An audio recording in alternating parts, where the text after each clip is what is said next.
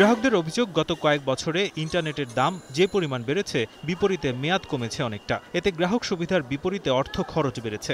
এই যেমন রবি ৭ দিনের ১ জিবির প্যাকেজের দাম রাখছে ৪৮ টাকা, আর গ্রামীণফোনের একই মেয়াদের প্যাকেজ ৬৯ টাকা। বাংলালিংকের ২ জিবি কিনতে হচ্ছে ৬৮ টাকায়, যা গত বছরের সেপ্টেম্বর পর্যন্তও এর দাম ছিল ১০ থেকে ২৫ টাকা পর্যন্ত কম।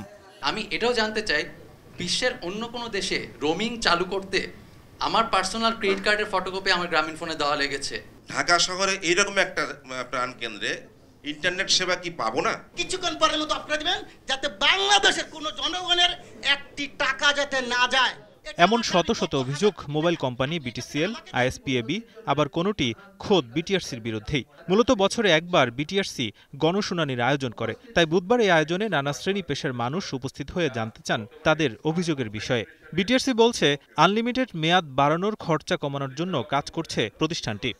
ব্যালেন্সের নিরাপত্তা পাচ্ছি না, আমার ব্যালেন্স থাকবে কি থাকবে না সেই নিরাপত্তা নাই, সেখানে লুটপাট হচ্ছে, সেখানে আমি ক্যাশলেস বাংলাদেশ কিসের উপরে নির্ভর করে আমি বিনির্মাণ করব। ৬৫,০০০ সার্ভে রেসপন্সের উপর ভিত্তি করে আমরা পুনরায় এটা নিয়ে বসবো এবং গ্রাহক বান্ধব একটা ইন্টারনেটের মোবাইল ইন্টারনেটের প্যাকেজ আমরা অফার করতে পারবো বলে আশা করছি। কিন্তু একই সময়ে যখন 5G'র প্রাপ্যতা নিশ্চিত হওয়া জরুরি, তখনই অনেক জায়গায় পাওয়া যায় না 4G সেবা। গ্রাহকরা তা নিয়ে অসন্তুষ্টির কথা জানায়। 4G সেবা আরও শক্তিশালী করে 5G'র দিকেও মনোযোগী হচ্ছে সরকার, এমনটাই জানান বিটিআরসির কর্মকর্তা।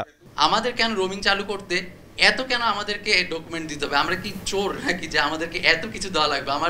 আমি ডিপোজিট করতেছি ডলার। ভিয়েতনাম বা থাইল্যান্ড সব জায়গাতেই 5G নেটওয়ার্ক অ্যাভেলেবল, কিন্তু বাংলাদেশে আর কতদিন ওয়েট করতে হতে পারে 5G নেটওয়ার্কের জন্য। আমরা বিল্ডিং কোডের মধ্যে একটা চ্যাপ্টার আমরা অন্তর্ভুক্ত করব, যেখানে ডিজিটাল কানেক্টিভিটির ইস্যুটা থাকবে, যাতে করে বিল্ডিংয়ের অভ্যন্তরে আমরা সঠিকভাবে একটা স্ট্যান্ডার্ড কানেক্টিভিটি তৈরি করতে পারবো এবং ইন্টারনাল গ্রাহকরা যেন সঠিকভাবে এই কানেক্টিভিটি পায়। অন্যদিকে বিটিসিএল ও অবৈধ আইএসপি নিয়ে অভিযোগ আছে বেশ। এখনও বেশি টাকা দিয়েও ধীর গতির সংযোগ নিয়ে প্রশ্ন তুলছেন কেউ কেউ। টেলিযোগাযোগ মন্ত্রী আশ্বাস দিয়ে বললেন, বেসরকারি কোম্পানির সঙ্গে সব জায়গায় বিটিসিএল এর সেবা দেওয়ার জন্য কাজ করছে সরকার। বেসরকারি মোবাইল অপারেটরদের সঙ্গে টেলিটককেও শক্তিশালী করার পরিকল্পনা রয়েছে।